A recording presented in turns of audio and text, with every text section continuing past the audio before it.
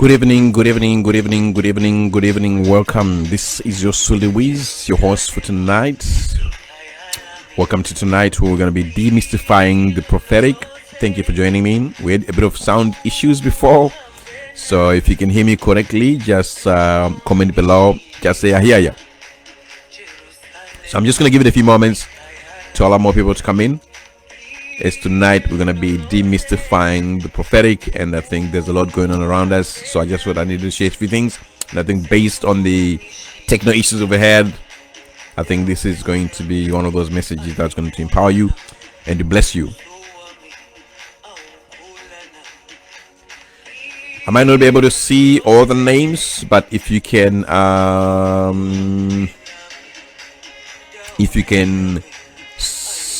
hear clearly, if you can hear me clearly and you can see me, just type below so I can be able to acknowledge you, that sort of thing.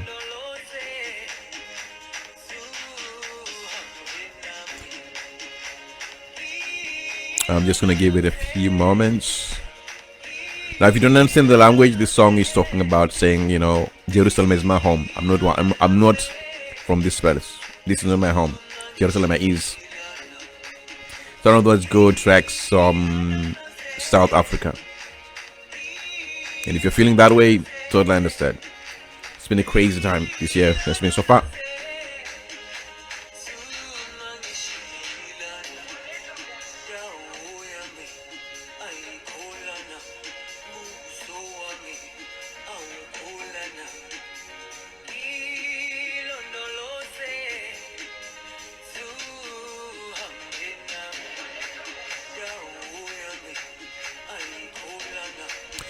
Welcome. This is your Louise, and welcome to tonight. Tonight, we're gonna be looking at demystifying the prophetic. I think there is a lot going on at the moment, and because we live in a world of entertainment, sometimes it's easy for God's warnings not to be heard, because people get caught up in all the the illustrious, glorious prophecies and stuff like that. But in the end of the day, they miss out on God's warnings.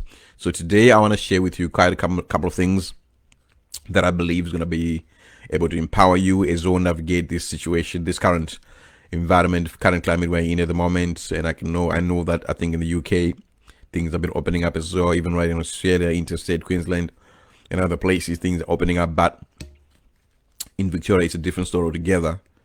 And so it's a crazy time. So I'm just going to get into that in a few moments. But I think just a market recap this week. It's been crazy. I think we know that Qantas is laying off about 6,000 people as well.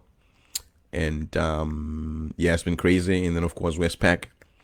We know that this came out this past week as well, that there's been issues around pay. So they owe some of their staff about $8 million. Which is, hello Sword, hello Queen Sword. Thank you for joining us. Thank you for joining me tonight, and I hope you're having a good day. And so that was the big issue this past week, as we saw this issue relating to Westpac. Now that's interesting, is in the context of the George Calambres story, because in the hospitality industry, there's been a lot of issues relating to workers not getting their full pay and stuff like that. And obviously that's one of the reasons why George Calambres basically went out of business, besides the deaths, of course, besides other deaths related to his business. That was probably in the early months of the year. That started really much last year. But obviously, apparently the issue goes back to like 9, 10, 11 years of not paying workers what was due to them. So when I saw the Westpac story this week, it was crazy as well to see that happening as well, because you'd think that the market would have learned from that issue, from the George situation. But it is what it is. Westpac, big bank, owing about $8 million in terms of its workers. All right, having said that, let's get into it. Tonight, I'm going to be talking about demystifying the prophetic. One of the reasons I want to do that is because I think we live in a world that is driven by entertainment. And because of that, sometimes it's easy for people to receive a message of saying, God will bless you. It's easy for people to do that than to receive a message of correction, a message of instruction, to say, look, you're about to reach a point of decisions. If you turn right, this is what awaits you. If you turn left, this is what awaits you. And I think this is where it gets complicated. But in saying that, I think if you read, I think probably Amos 4:3 talks about that God not do anything on the earth realm without revealing to his prophets. And I think if you look at that, it just essentially means that that's what God does. Because at the end of the day, anything that God wants to do in the earth realm, he always needs a man or a woman to do that. So sometimes if he has to take someone from far away, like in the book of Isaiah, I think Isaiah 45 talks about a man from far away, God summoning someone from far away to come and do his work, his job. God can do that. If he has to take someone from Taipei, go to Switzerland and do certain tasks, God can do that as well. But in saying that, on the earth realm, God always needs a man or woman to do his job here. This is where we talk about prophecy, because really prophecy simply means God's will. It has to do with God revealing his will to a person, to a city, to an individual, and then those people or that individual then respond and do what God has called them to do. If you remember the story of Noah, of course, God told Noah build an ark. It took him 90 to 100 years to do that. Of course, God obviously knew that this thing is going to take this much time. It means that ark was needed for such a time as that in the future. God already knew that. So he instructed Noah way back to say, I want you to construct this thing. Noah, of course, we have the terms of reference what an ark is. Obviously, Noah didn't know.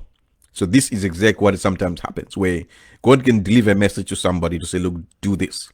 Sometimes because the thing is foreign, and sometimes people are scared, people are fearful, people have no idea. Sometimes people don't charge enough in prayer in terms of guidance and things like that. So people sometimes, they don't do what is required. So sometimes God is to send someone else to do it. But I think the main thing I wanted to stress today is the fact that you can't lock or restrict the prophetic in the church only. Yes, it's true. There's an office of the prophet, which is the prophet. You only have their names, which is absolutely fine. But it doesn't mean that if you don't have the office of the prophet, you cannot prophesy. It doesn't mean that. Because you may not have the office of the prophet, but God can still use you. God can still use you. And you also have to understand that the prophetic is not restricted in the church. You've got prophetic leaders in the marketplace. You've got prophetic business people. They don't have the office of the prophet, but as a business person, they're able to make strategic decisions that can save a nation, strategic decisions that can turn their business and maybe produce things that can make an impact in their community, in their cities. The same thing as even if you look at leadership. Joseph was already ordained by God to be a leader, and these dreams in the early ages as a child were very prophetic. Now that's a whole different issue altogether. It's a whole different topic altogether when you start talking about the issue of dreams. It's not talking about dreams, because dreams are an avenue that God can use to deliver a message. God can use dreams, but I think with dreams you gotta be careful, because that also depends on your ability to see dreams, and also it also depends on your spirituality as well, where you're standing spiritually and your connection with God. That all affects your dream life.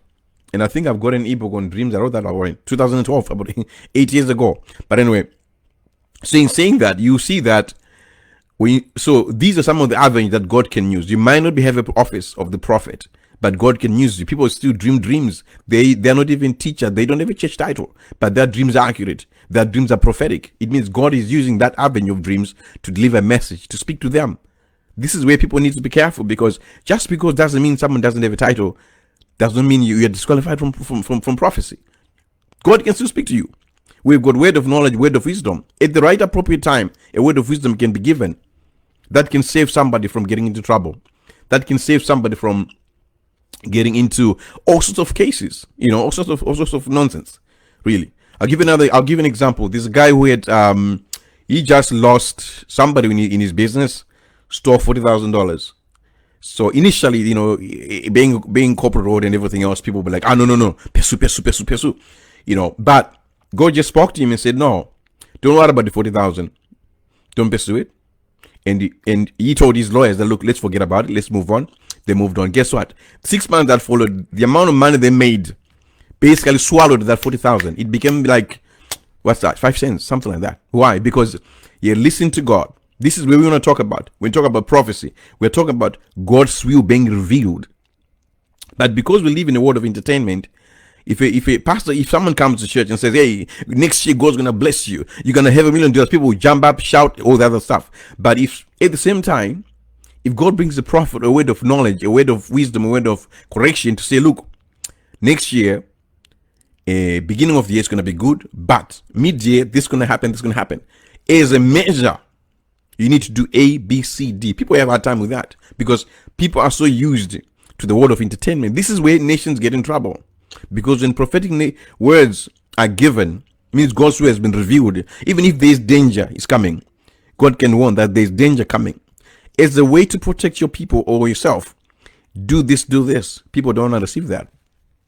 They have a problem with that because they're geared towards entertainment. This is why some of the things that are happening today shouldn't be happening, because along the way, instructions were given. You'd be surprised that there'll be two roads, road A, road B. God can tell someone, or God can send a prophet, look, even not even a prophet, someone can receive a dream, whatever the case might be, and say, look, I don't know about your life, but you've got two roads.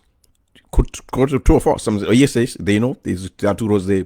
If you turn A, this is what's going to happen. If you turn B, if on the road B, there's danger. So God is saying turn A. You'd be surprised that some people go turn B. Say, no, I'm going to turn B. I'm going to turn B and then I'll pray. No. We got to go back to the basics. Obedience is better than sacrifice. That means when God's will is revealed, it's now up to you. It's up to you to obey. It's up to you to follow through with the instruction. Because if you don't, this is where the word is chaos. Now, it's one thing for you to play with a prophetic warning, but it's another deal for you to play with a prophetic warning that, for example, if you're in a position of power, you lead a church, you're a pastor, you may be a husband. That means the family depends on you. If you're a pastor, the whole church depends on you. Maybe you're a leader in a community, a leader in a city, and all those other things. It's a whole different ballgame altogether. If you fail to heed prophetic warnings, because at the end of the day, it's not only you. There are people that are looking to you, your family, your children, your wife. They're looking to you as the head of the house. Maybe you're a pastor. The whole church is looking at you. So if you're not heeding what God is saying, prophetic one that God is giving, it's not only our life that's affected. It is the people that are around you too. They get affected because you are refusing to heed prophetic warnings. This is why people need to be careful, because that's when you see that leadership comes with responsibility. We have to go past this thing of titles. There is a responsibility that comes with that, particularly when it comes to where nations, people are getting to crossroads. If you get that point where people are reaching crossroads, decisions need to be made. It really gets interesting, because at the end of the day, it's not only your life, it's the life of other people.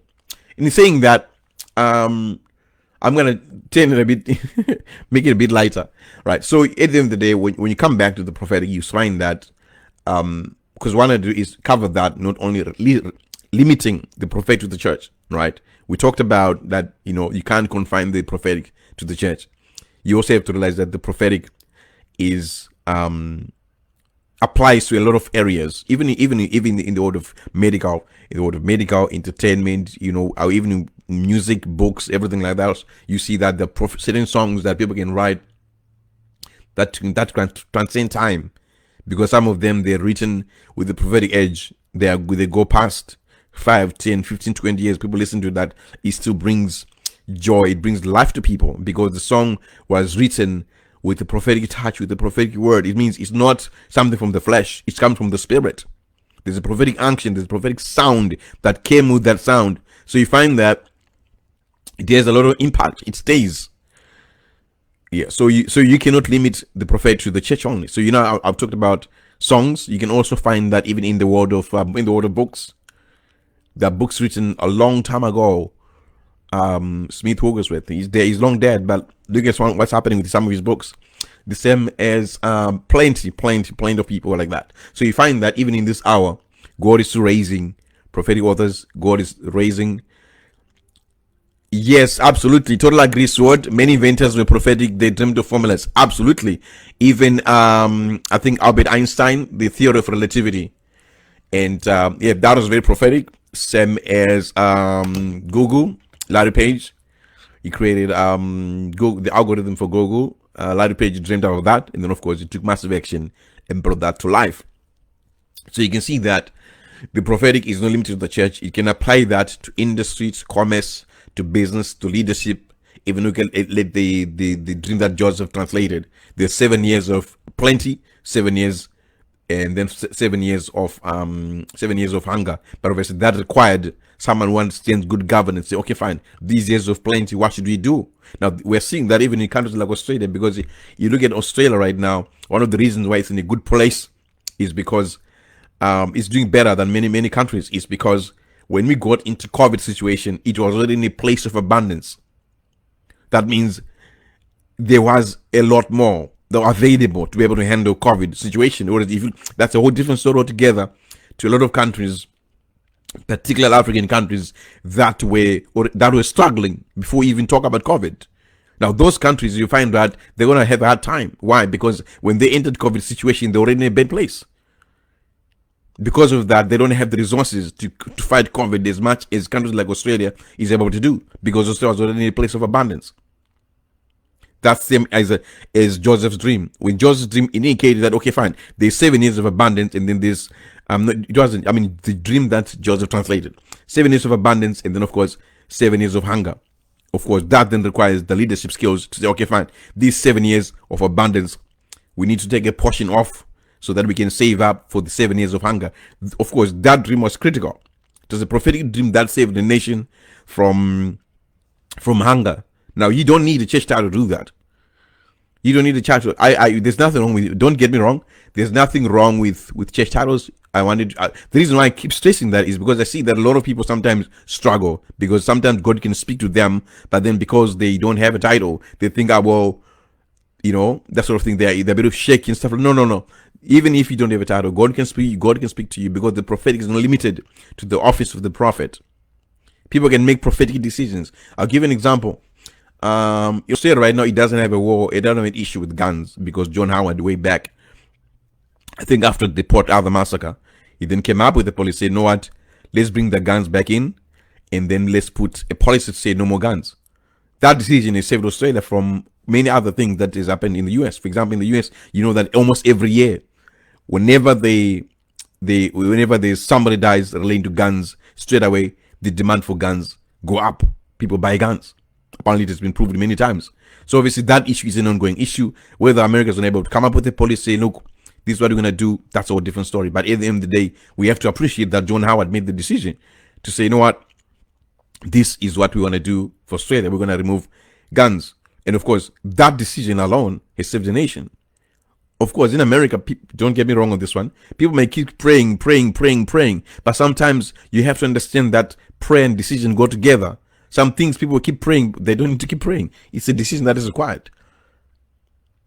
Not only in that context, sometimes in many different contexts. You have to understand that prayer, decisions, prophetic, all those things, they come together. But I think the most important thing I want to stress today has to issue the fact that you find that the prophetic is not limited to the church. Dreams can come through the prophetic. The prophetic can come through dreams. You've got prophetic warnings. You also have all those things. Even we're talking about inventions before, and I think like what Sud was talking about. I think the one of the big ones I think was probably Albert Einstein, theory of relativity. And then there's someone else who created the sewing machine that came through the dream. And so all those are things that people are getting from the prophetic realm, in the sense of that's actually coming through dreams and stuff like that. But obviously with the dreams, that differs from person to person, mainly because your lifestyle and the things you're paying attention to, definitely that will affect your ability to be able to see and hear what God is saying through dreams. But obviously, for someone who's sanctified, someone who's deeply rooted in God, I believe you should be able, you'll be able in a position to actually be able to see clearly and be able to understand what God is revealing. And then, of course, like I was saying before, the next part is after revealing is, of course, execution part. Because it's one thing to have a good dream or any of those things, but it's another thing to actually take necessary steps to bring that into manifestation, or maybe to take preventative action, particularly in the case where it's a prophetic word given, whether it's a word of knowledge, word of wisdom, whatever the case might be. There is always that part where you are needed to respond. You all needed to respond, because at the end of the day, anything that needs to be done on the earth realm, God always has to have a man or woman who's willing to step out and receive the instruction and execute it. Some people were taught by God, to start churches a long time ago. They didn't. And obviously, you might find that in some situations, some people actually, maybe the message was given to someone else, somebody went and started the church. Things like that do happen from time to time. But at the end of the day, the most important thing I want to stress today is the fact that the prophetic is not something you play with. It is something that is serious, and there has to be that reverence that that came with it originally. Because right now, because of this whole entertainment in environment we live in, you find that reverence, the word reverence, has left. People just treat it casually. That, oh yeah, God is spoken. It's now like casual. But really, if you go back into time, you find that there was reverential fear. That reverence, say, oh, God has spoken. Whoa, what did God say? You know what I mean? There was that reverence. Now it's just like casual. People like, that reverence has kind of dissipated.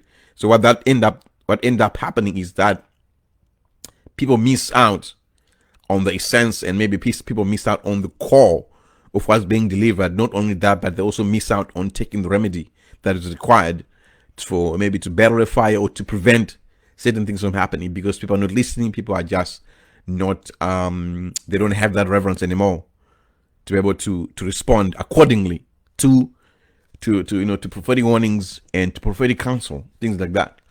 But yeah, I know I've rambled a little bit, so I just wanted to share with you guys these key things. But obviously, with dreams, it's a very big topic, because it encompasses a lot of things relating to someone's lifestyle and things like that. But having said that, I think it is what it is. You can appreciate the power of the prophetic, not only in church, but also outside of the church, in the other business, in leadership, even in songs, in books as well.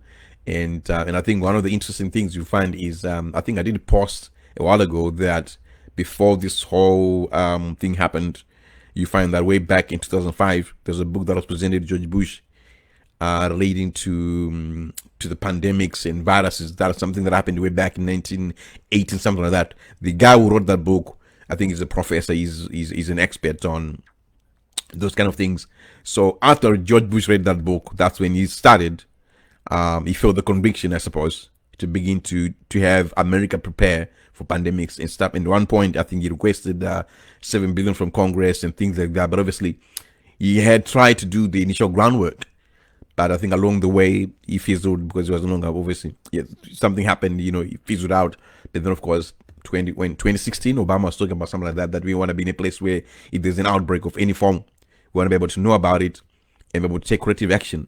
But if you look back, that way back then, 2005, this is 15 years ahead of this major crisis that the world is dealing with, George Bush had already indicated, he had already initiated conversations.